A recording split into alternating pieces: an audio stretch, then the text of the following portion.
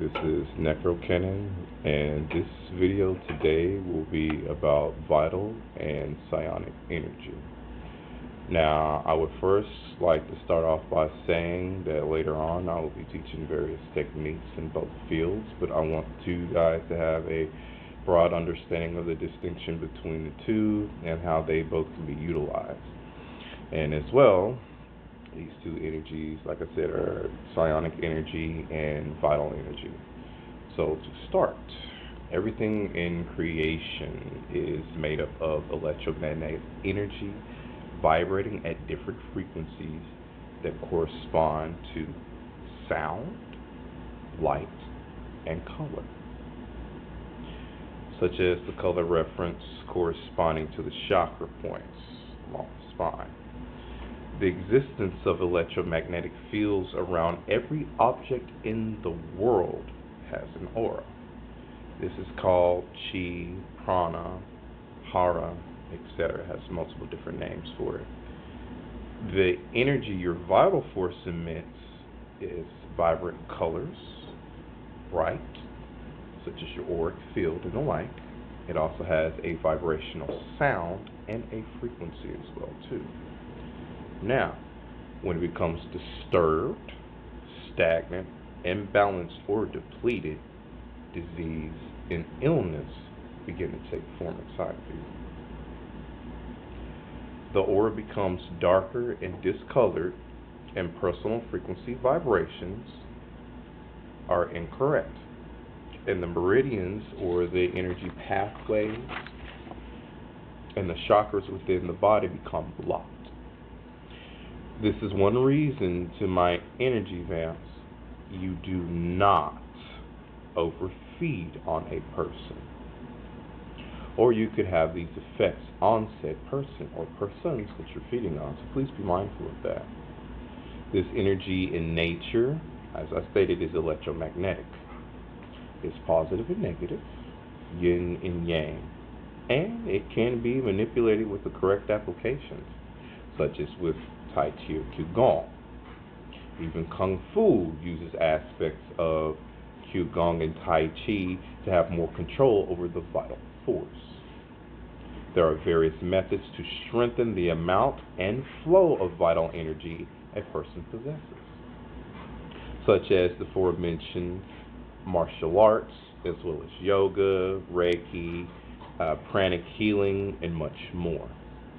Now, this energy is seated in the solar plexus area, or the trunk of the body, and as well, within your auric field is also your psionic field, or your psionic energy, or conscious awareness. This is generated along the base of the skull of the brain. It is the essence that is in the nerve centers, such as it's the nerve fluid that's flowing through your body. Basically, it's your psionic fluid. This is also runs along every nerve in your body and also along the spine too. It also generates from neurotransmitters in the brain due to the flaring off of electromagnetic charges or electric charges along the synapses crossing the nerve linking. So all those neurons flaring off and all those electric charges that are going on is actually creating that electromagnetic field around you, thus going into your body. So this energy also has its own electromagnetic qualities, as I stated, because as you send your desires / thoughts into the atmosphere, which in this reference and explanation I'll refer to it as the matrix, the experience you wish to gain will return to you. So, depending on the amount of qualitative energy that is put into the creation of the experience, and as well the work that is needed, or quantitative energy, will equate to how fast your experience will manifest. Also, I must state that any objective thought, energy, to your creation of the experience will, if not hinder, but stop the creation of experience altogether. That is why things take longer to manifest for certain people. This is also why the term thought form is very key, as your thoughts literally take form around you, inside of you. This energy is also related to your emotional vibration, as how you feel will equate to your thoughts. Period. This is why people who have sporadic thoughts, mood swings, etc., cause a lot of unneeded chaos to themselves, as they often destroy their own manifestations due to flooding it with the incorrect energy. That is why mastery over your thoughts is paramount. I cannot say that enough. It is paramount. You must be able to control your vibrations so you are able to control the energy flow and construction of your thought forms. Now, there are also two forms of exhaustion due to depletion of energy. First one is mental, second one is physical. Both correlate to the respective fields of energy. When you're exhausted, mental energy, notice that you still have your vitality, but processing information is much slower. And with a physical exhaustion, notice to where you can be physically tired, but you're still able up to think, do everything else, depending on what field of work that you're in and the likeness of it. Such as if an individual's working out there in the field, they're going to be physically tired to where they want to sit down, just watch TV and everything else. Their body is at rest, but they're consciously active. Whereas for another individual that is actually working in the, such as a call center, they will be mentally tired.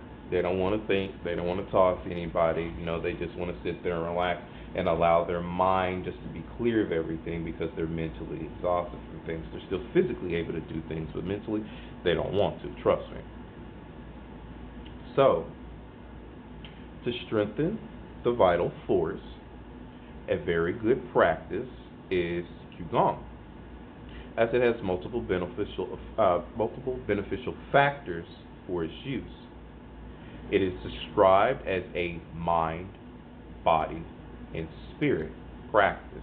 This is key for those on the left-hand path because you need the incorporation of mind, body, and spirit in order to become whole, or soul essence, whatever that you decide to state with it. It also improves one's mental and physical health by integrating posture, movement, and breathing techniques, self-massage, sound, and focus intent. There are thousands of Qigong styles. Also, Q or Qi means energy, where Gong means work. So Qigong or Qigong opens the flow of energy in the meridians used in like acupuncture and as well in Chinese medicine. It enhances our ability to not only feel the life force or the vital force in us, but it also deepens our connection with it too. So the more that you're doing the energy work, the more that you're connected with your own internal energy, so that way you're able to actually do stuff within those lines too. So physical, slow, gentle movements of Qigong warms the tendons and ligaments and muscles, tonifies the vital organs and connective tissue. And it also promotes circulation of bodily fluids such as blood, synovial, and lymphatic and lymph. There are thousands of studies on Qigong and its effects of benefits. So for those, I would highly advise for you to look into that. Plus, for those of us on the left-hand path, should incorporate the martial prowess and mental cultivation of Qigong. Through self-discovery, through movement, breath, intent, and illumination of one's vital force. Meditative practice utilizes breath awareness, visualization, mantra, chanting, sound, and focus. All things of what we utilize on this left-hand path, so that way we can be of sound mind, body, and spirit to increase our manifestation and to work our magic. Meditative focus is commonly known on cultivating chi in the dantian or energy centers and balancing chi flow in the meridians and other pathways. And for clarity purposes, there are three main energy centers or dantians. The upper dantian or shangdantian is the third eye. The middle dantian or xiangdantian is the heart center. And the lower dantian or xiaqiantian is the solar plexus. Now, mind you, the lower dantian is of high importance as it houses the reservoirs of energy and of being the structural center. It is also where energy nerves in the body, the nerves in the body meet up, all of them. This is also the spot where energy vampires focus on to feed from the energy of an individual. Now, as well, in yoga, it corresponds to the seat of prana that resonates outwards to the entire body, and also considered to be the physical center of gravity in the human body, even though gravity doesn't exist. There are a multitude of books you can get on Qigong, and as well there are thousands of videos you can watch on YouTube to learn movement, posture, everything else. So like, use Google, use all of this stuff that's out here and that's ready for you as a plethora of information. Like, jump on it, okay? Now back to the matrix for just a moment. To be able to use and harness your psionic energy in your field, or just harness your psionic energy, you must take the first step of stating that you can do it, period. With any psychic ability or even attacks, or to even become stronger mental-wise, you must believe in your ability to complete your objective. You have to say, I can do this, or I know I can do this, or I will do this. Don't say the other. If you give yourself that alternate thought, you're going to stop yourself. Because anytime you tell yourself what you can do or what you can do, notice that's what happens. Oh, I can't do this. Then you just screwed yourself. And you was like, you know what? I can do this. It's going to take some work, like everything else does, but in the end, you did what? You did it. Period. If you have any doubt in your mind, you will fail. Period. Even yoga from Star Wars said it best. There is only do or do not. There is no try. So ultimately, either you're going to do it or you're not.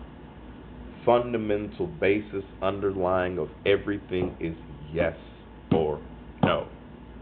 That is the only fundamental two properties of any experience. Period. The only time you actually fail to is by not giving an attempt.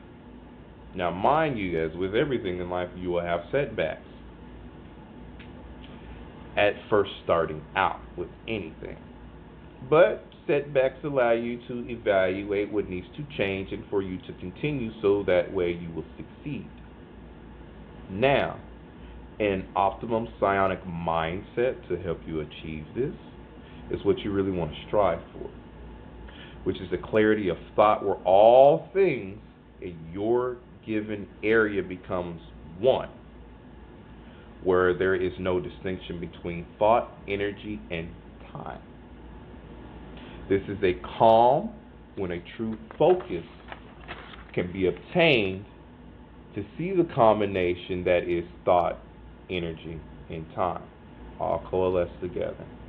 Tranquility in oneself with reality in existence as a whole. Absolute focus and control over oneself is the point from which you flow with energy and you create your strongest outcomes. You must, and I repeat, you must do your shadow work and deal with all emotional turmoil. You must deal with all matters that charge internal energy and that takes you away from your center and your balance. The calm of external environments is not quiet, but rather a point where you are not affected by what is happening around you. This is the type of mindset that will take time to master. You will need to really do your introspection and shadow work. I have to say that once again, so your emotions will be in your complete control. And meditation is severely important to cultivating the mental prowess that is needed for this type of work. And first and foremost, one must learn to ground themselves. Because if you got all this balancing energy around going this way, that way, and everything else, you're still not in control. So, grounding can be done in many different ways, and ultimately grounding should be done before and after any large energetic undertaking. As well, grounding promotes a healthy state of field, healthier emotional state, and also helps with production of psionic energy as well too. Now, the actual methods of grounding are very simplistic and varies as well too, because there's a bunch of different ways. But one good method, here's a little tip for you, is to firmly plant your feet on the ground. You can have shoes on, barefoot, flip-flops, however the fuck you feel. You can be sitting in a chair or you can be standing up, but what you want to do is firmly plant your feet, and you want to get your body in a relaxed state. Then what you will do is visualize tree roots sprouting from your feet into the ground and digging deep into the ground in itself. And what you'll do is you'll release this excess energy to the ground, flowing through the roots. So what you'll do is visualize from the top of your head or your crown center, for those that are aware of chakra points. And then what you'll do is see the energy and imagine it flowing down through your body all the way into the roots and then into the earth. And you just feel it flow, and then as you are feeling it flow, you are controlling that energy, because you are consciously controlling that vital force of what's flowing through you down. Notice you'll start to feel more calm, you'll start to feel more centered, and thus you will have more focus because you're getting rid of that excess energy. It is unnecessary for you during certain points of times, and as well for what you are doing. And then as a physical form of release, you want to exhale. So you breathe in. As you're breathing in, you'll feel the energy start here. Then as you breathe out, you'll feel the energy leave your body as it's flowing down, going through the roots. Because the exhale is the physical emanation of you releasing that energy. Now, if you're constantly walking around with a slightly overloaded field with too much energy, your body simply does not need to keep the production of energy because you already have it. You'll walk around with a minor deficit in your field, and you'll learn to train more energy. So if you release the energy, the excess energy that you have, and then your body's going to naturally, and with conscious application, your body will wind up applying more energy to yourself, and you'll be able to generate more. Now, I also want to focus on centering. Centering is the other cornerstone that is needed. Activities often involve you splitting your attention away from your physical locale, and such centering helps to return your focus. As an example, there are people that are skilled in telepathy or empathy. Centering is especially invaluable. The added focus centering brings can be used in almost any activity that you can think of. To determine what you deem to be one's point that defines you, your focal point, to where you can have that awareness of centering yourself, it just depends upon you. You can focus on your third eye, the back of your head, tip of your nose, your tongue, wherever you want to have that center of focus, that will be your center to where you will actually center yourself. To center, one must focus their awareness of the point at which they define themselves, so such as within the state. From this maintained focus, you can sort through the various thoughts and feelings that are experienced, and if necessary, you can discard the rest, or discard those thoughts and stuff that's not yours. with practice and functional knowledge that comes with grounding and centering, as it is a stepping stone, like I said, to further your goals, either to learn new skills or to master old ones. Now, I'm going to give you one other little technique and lesson real quick, which is so that way you're able to control your energy in your body. Just like with the technique that I was giving you before, in order to ground yourself, you'll take a different step further. So what I want you to do now in this essence is, now that you've learned to focus on your body, give yourself a moment to where you are relaxing your body. You're cool, calm, and collective. I want you to breathe in deeply, and I want you to breathe out deeply.